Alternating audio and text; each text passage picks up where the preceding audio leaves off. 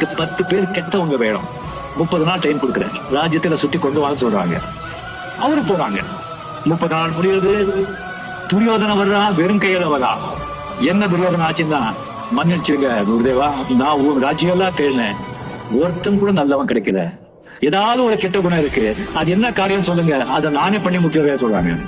தர்மராஜா வர்றா, அவரு தனியா வர்றாரு. என்ன தெரியுமா கேட்டா, மன்னிச்சிருக்க குருதேவா, நானும் 10 கெட்டவங்களை பார்த்த ஒருத்த கெட்டவங்க கூட கிடைக்க மாட்டேங்கிறான், எல்லாம் நல்லவங்க தான் இருக்காங்க, அது என்ன காரியம் சொல்லுங்க, நானே முடிச்சிருக்கேன்னு சொல்றாங்க. இதுல என்ன தெரியுதுன்னு சொன்னா, துரியோதன கெட்டவன், கெட்ட குணம் உள்ளவன். அதனால்தான் கெட்டவங்களை தேடுறான். அவனை பார்க்கறவங்க தான் கெட்ட குணங்களே கண்ணுக்கு தெரியுது.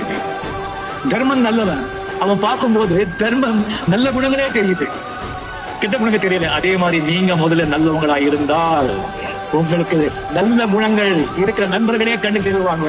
அவங்க கூட நீங்க ஃப்ரெண்ட்ஷிப் பண்ணுவீங்க. உங்க வாழ்க்கை